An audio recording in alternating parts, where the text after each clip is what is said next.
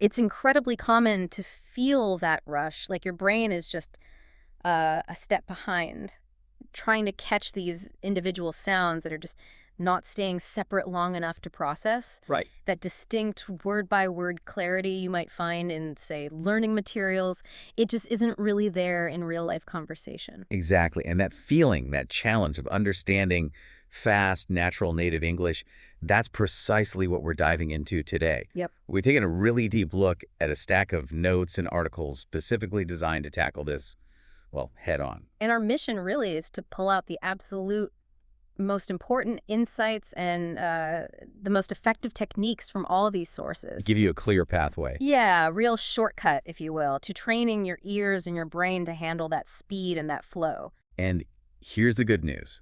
Right up front, something these sources really underscore.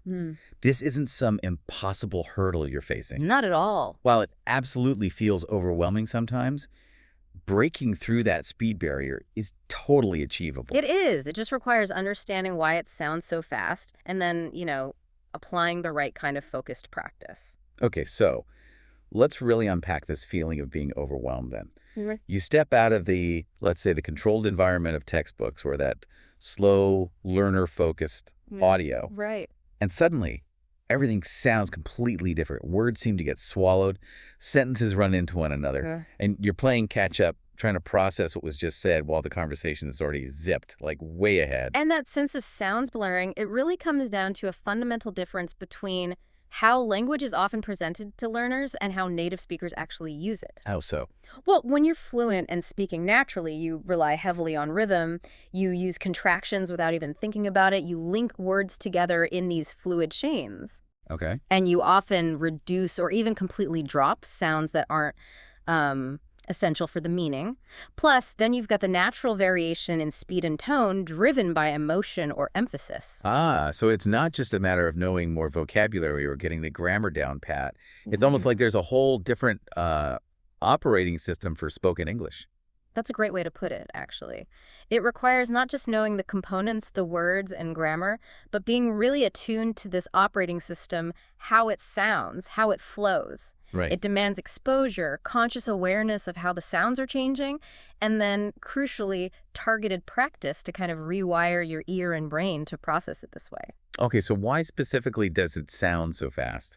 I mean, it can't just be that native speakers are trying to rush things, right? No, not at all. It's simply the natural, efficient outcome of fluency.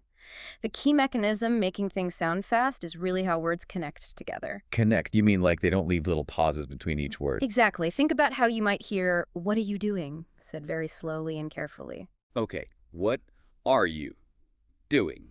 Right. But in natural, fast English, that often becomes something much more like, "What you doing?" Or even just, "What you doing?" Oh, yeah. Or think about, "I am going to." You almost never hear it like that. It almost always reduces to, "I'm gonna," or "I'm going to." I hear that constantly. And when you're not used to it, Yeah. even though you know the phrase, what are you doing, and you hear what you're doing, your brain doesn't immediately make the connection, does it?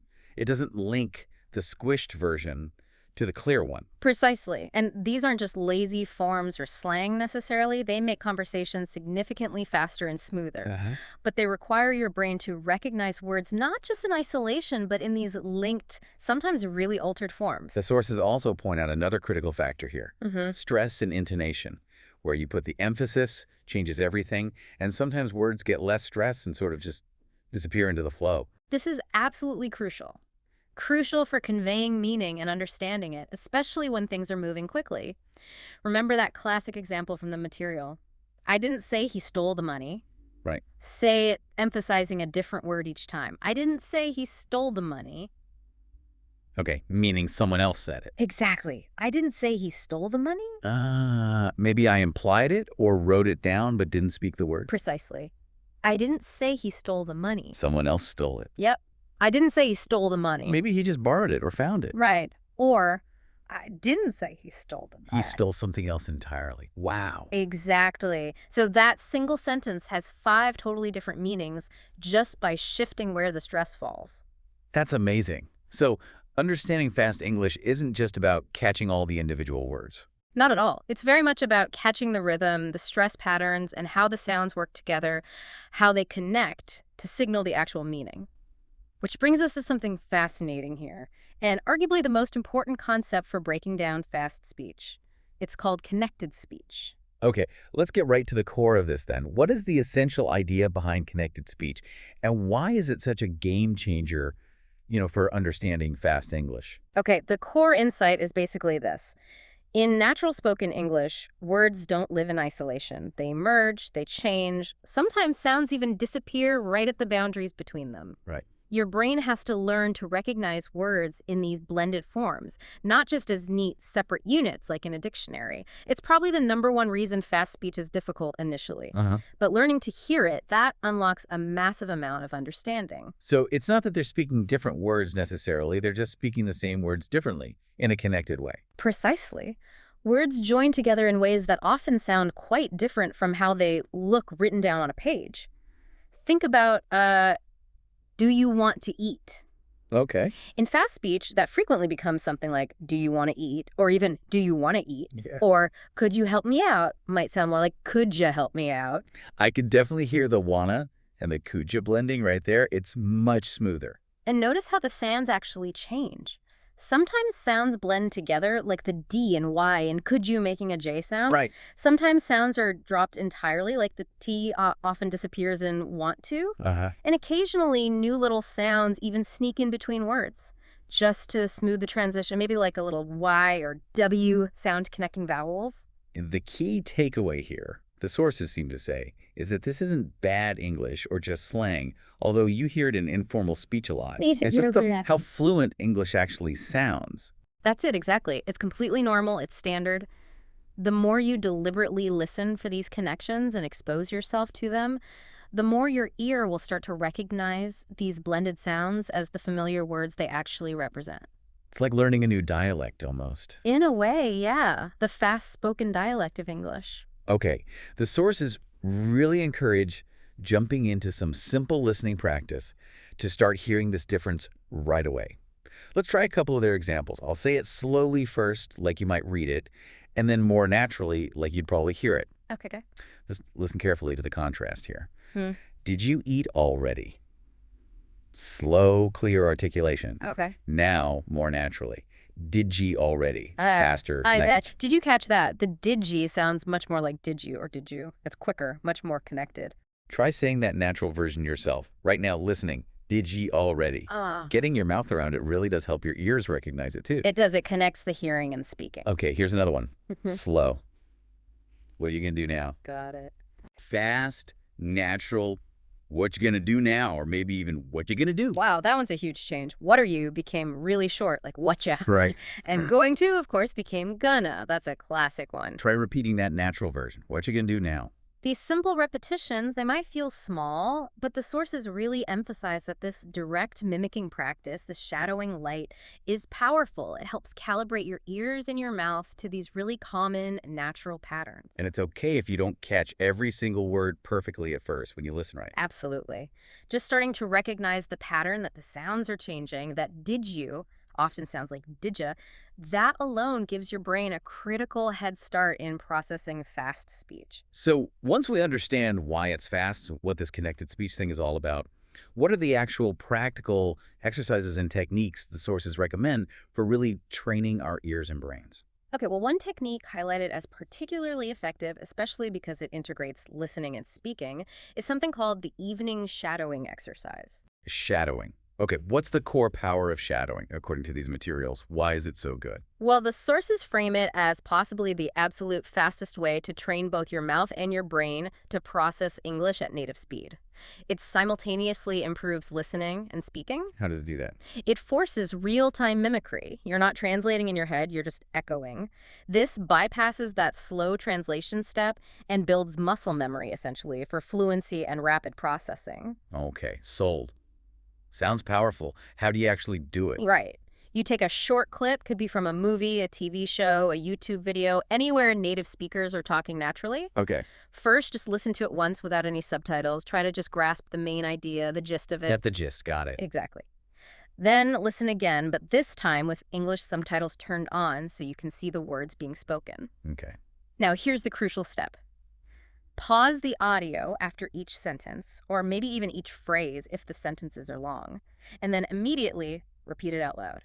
Just say it back. Yes, but try your best to copy everything. The exact words, sure, but also the tone, the speed, the emotion, the rhythm, the ups and downs.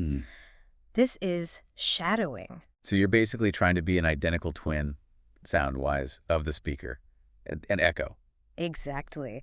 And the sources really can't stress enough how effective this is. They make the point that when you only read English, your eyes are doing all the work. Right. Shadowing forces your ears and your mouth to work together intensely. It trains your whole system for that real-time processing, giving your listening comprehension the kind of workout it needs to keep up with natural speech. That makes sense. Another simple but important technique mentioned is just consciously noticing common contractions and those informal reductions we talked about. Absolutely critical. We mentioned I am going to becoming I'm going to. Yep. Instead of hearing I do not know, you'll almost always hear I don't know. Always. Let me help you. Very frequently becomes something like let me help you. These feel like such small things when you see them written down, but they make a massive difference when you're trying to catch them spoken quickly, don't they? They really, really do. And the sources offer a reassuring point here. Don't beat yourself up if you can't catch all of them right away. Good to know. Even native speakers sometimes mishear things. The focus should be on progress, not instant perfection. Every time you do notice one of these reductions or contractions, like kinda for kind of, your brain is getting stronger, building that recognition. Okay. Now, for daily focused practice, there's a method they call the 1-minute rewind. Sounds intriguing. Yeah, this one is brilliant for doing deep, focused listening without feeling completely overwhelmed by, say, a whole movie or podcast episode. How does it work? You choose just a 1-minute video or audio clip with native speakers. Watch it or listen to it once through without any help, subtitles off, just to get the general idea. Okay, standard first pass, get the context. Right. Then rewind, watch or listen again, but this time pick one specific sentence to focus on. Just one. Ah, okay. Laser focus. Exactly. Play that single sentence, then rewind and play it again. Listen to just that one sentence as many times as you need to really feel like you're hearing every sound, every connection, every word within it. So you're really isolating the challenge, breaking it down. Precisely. You might listen to that one sentence 5 times, 10 times, maybe even 20 times if it's tricky. Once you feel like, okay, I think I've got it, pause it, and then try repeating just that sentence out loud yourself. So the principle here is slow, almost microscopic training for your ears, but on these really bite-sized pieces. Yes, exactly. 1 minute of audio seems tiny, but doing this focus, rewind, and repetition daily builds incredible listening muscles over time. It trains your ear for the fine details and your brain for quicker recognition of those details in the flow.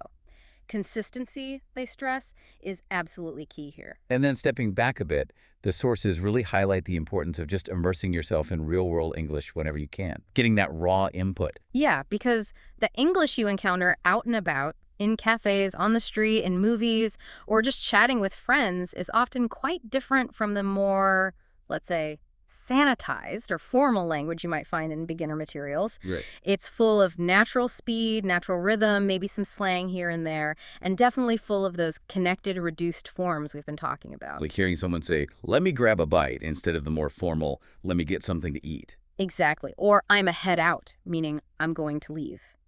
My English teacher definitely never taught me head out as a verb phrase like that. Mine neither. But you hear it all the time. Constantly. These are phrases used constantly in daily life. Your brain needs exposure to these real-life patterns to recognize them instantly when they pop up. Yeah.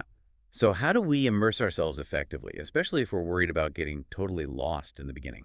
Well, the sources suggest starting perhaps with watching shows or videos that feature real conversations. Things like interview clips, vlogs, maybe even reality TV. Start watching them first with English subtitles on. Get comfortable seeing the words as they're spoken naturally. Got it. Then replay scenes or maybe whole episodes without the subtitles to challenge yourself and see what you can pick up.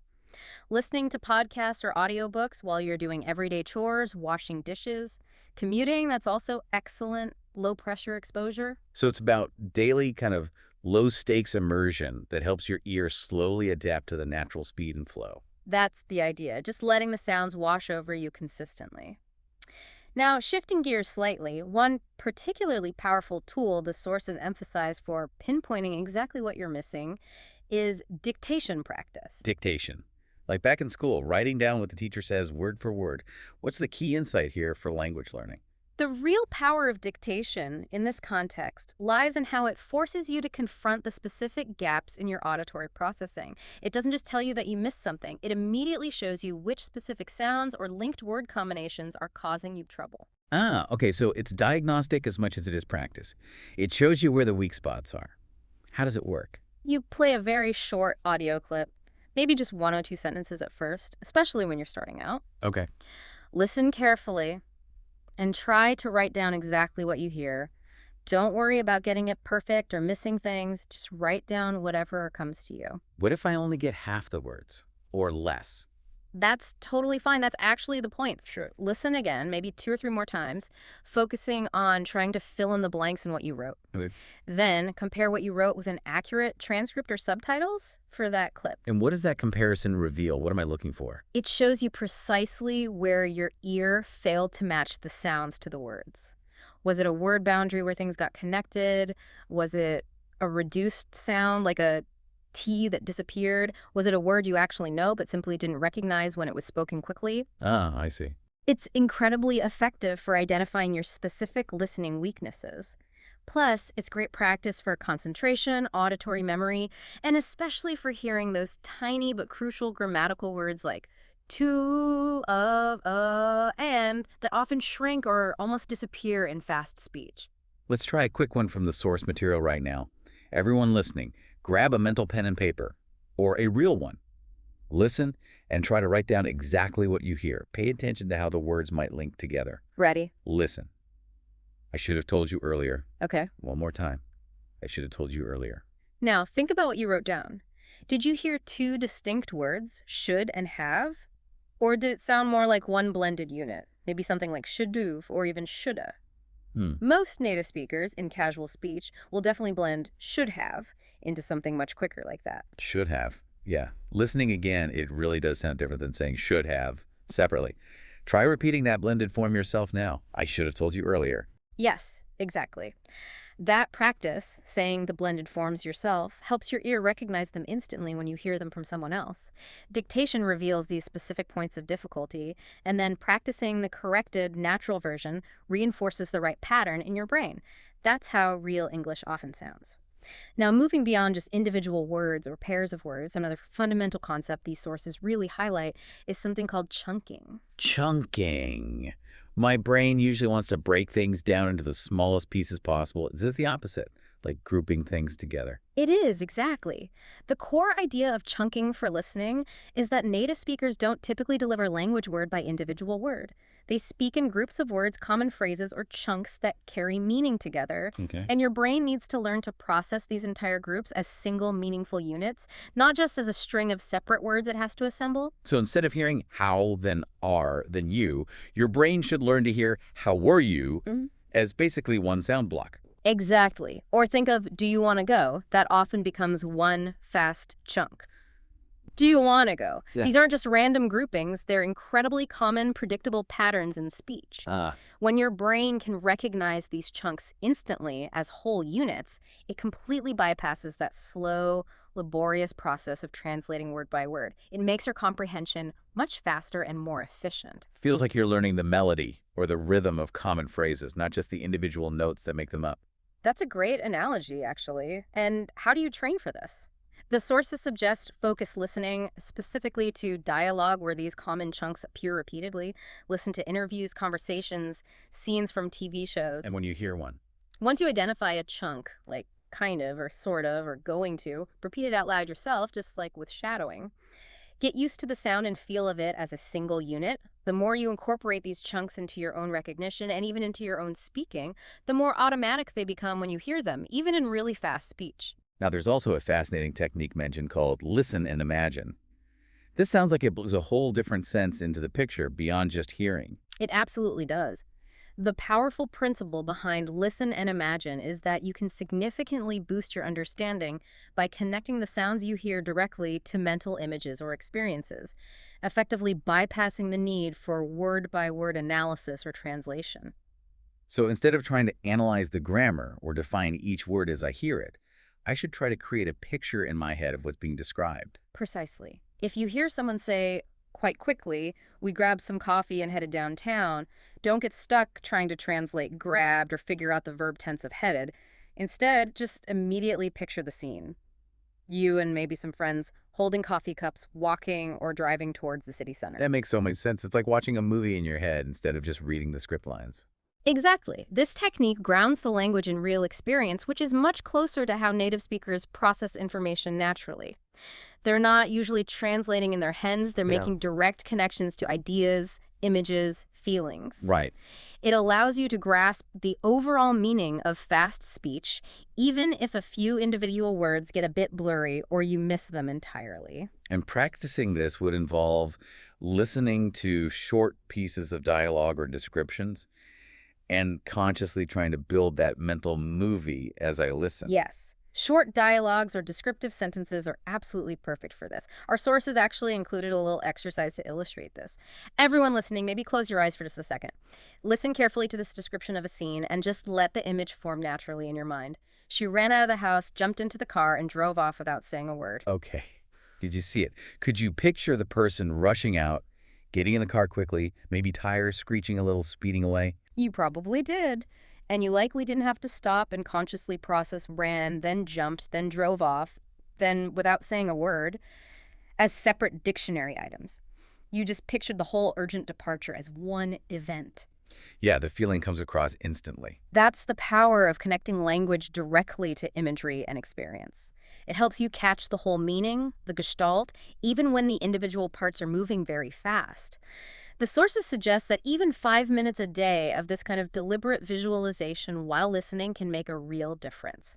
Now, at this point, having discussed all these techniques, it's really crucial to talk about something the sources really hammer home: mindset and patience.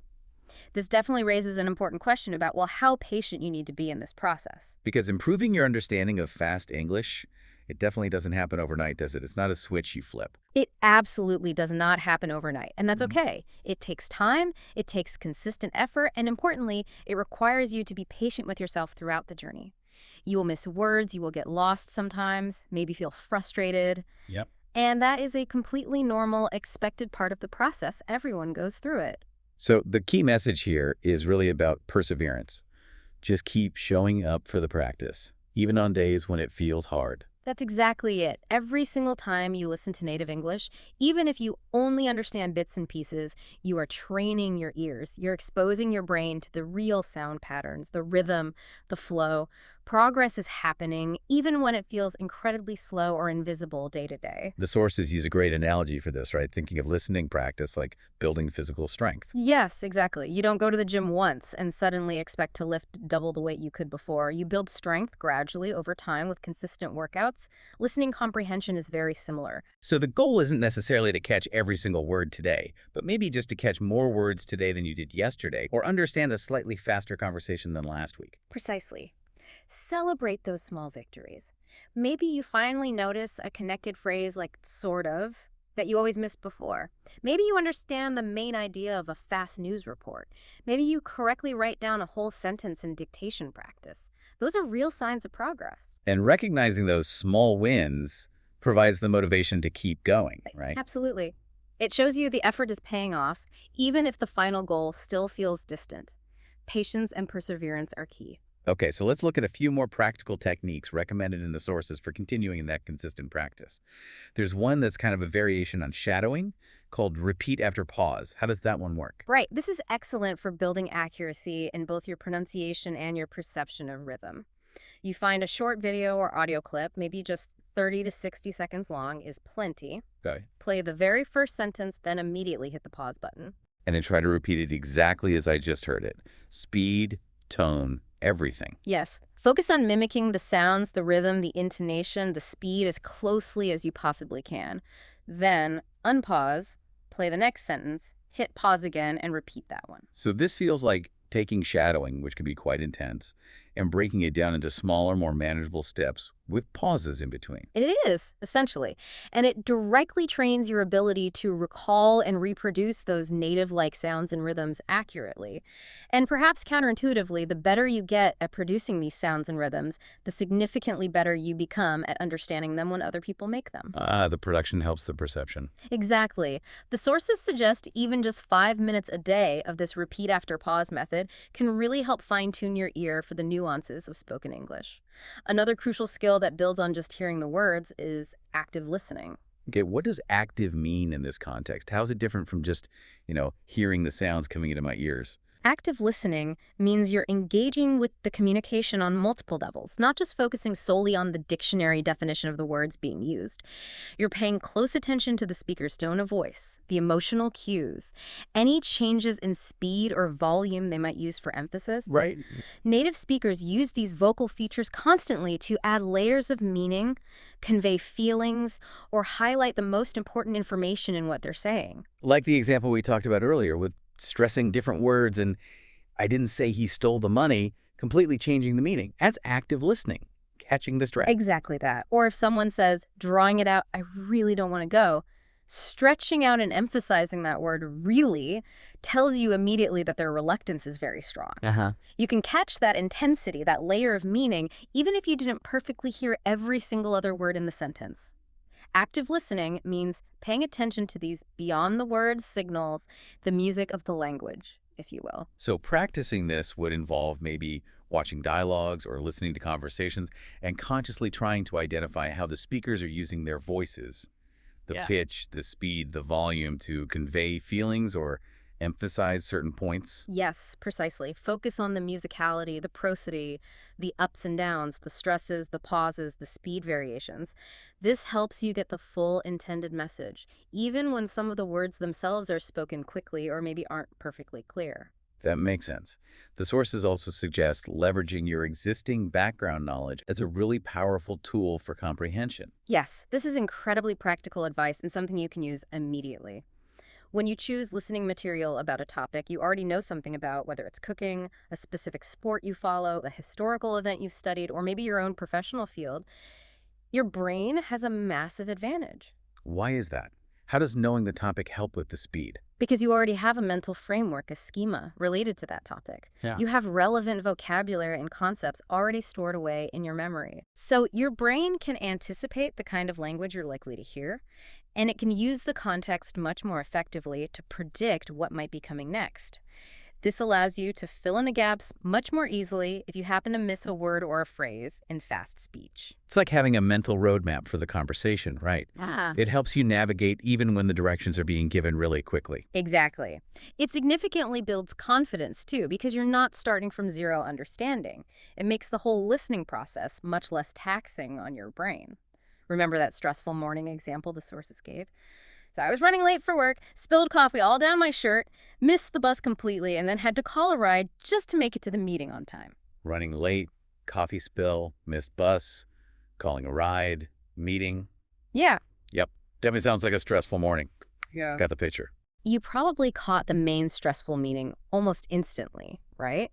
Because you have background knowledge about what running late feels like, what missing a bus means, the pressure of getting to a meeting. You didn't necessarily need to perfectly parse spilled coffee all down my shirt or had to call a ride to get the core message of stress and lateness. Right, the context filled it in. That's context-based understanding, powered by your background knowledge, working perfectly, and very strongly connected to understanding fast speech, maybe more strongly than people realize, is pronunciation practice. Okay, this comes up again. Why does practicing speaking, practicing pronunciation help so much with listening comprehension? What's the key link there?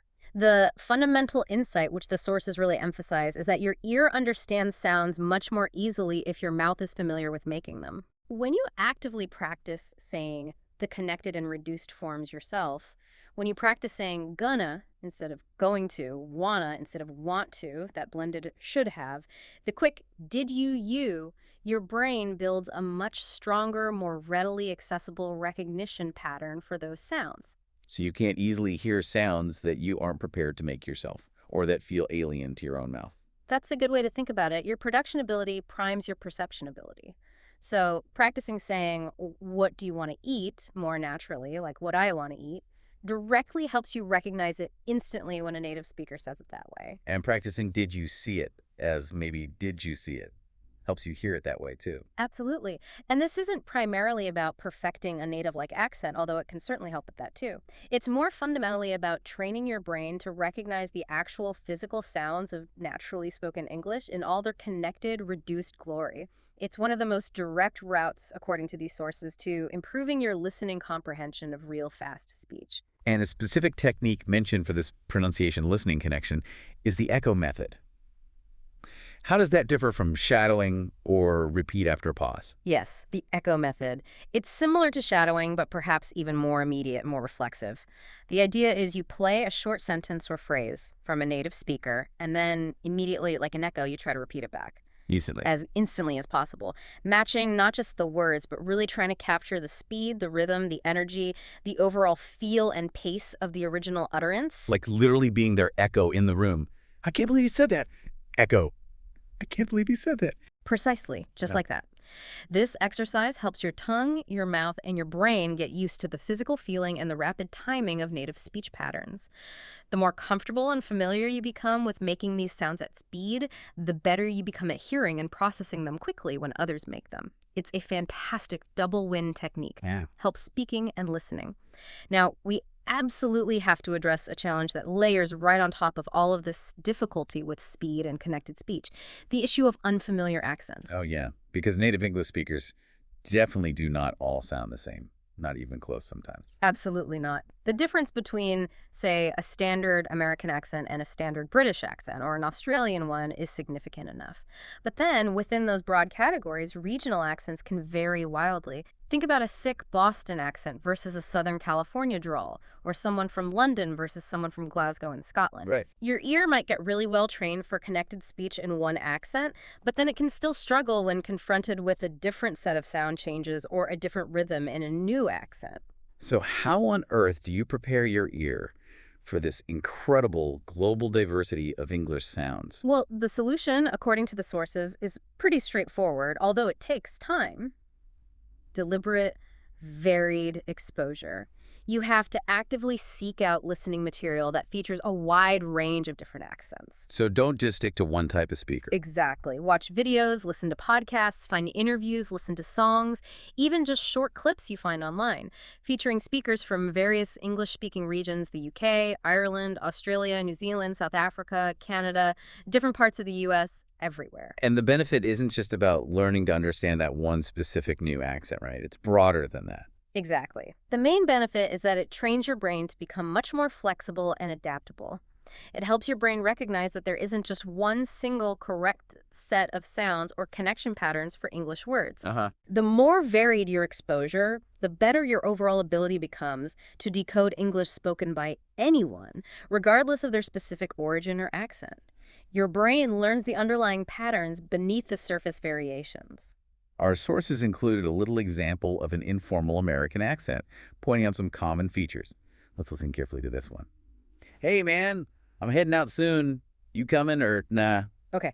Did you notice the dropped G sound at the end of headin' and comin'? That's super common in informal American English. Yeah, heading coming. And the very casual or nah at the end, which just means or not. Also very common in relaxed, fast conversation. Try repeating that phrase a few times yourself, everyone listening. Try to get that rhythm and those specific sounds. Hey, man, I'm heading out soon. You coming or no? Practice like this, consciously mimicking different accents, even in small doses like that, makes your ear much more robust and adaptable to whatever English you encounter in the real world. The sources also offer some great practical tips for using widely available media, things like movies, TV shows, and even music for listening practice. Yes, these are fantastic, easily accessible, authentic resources.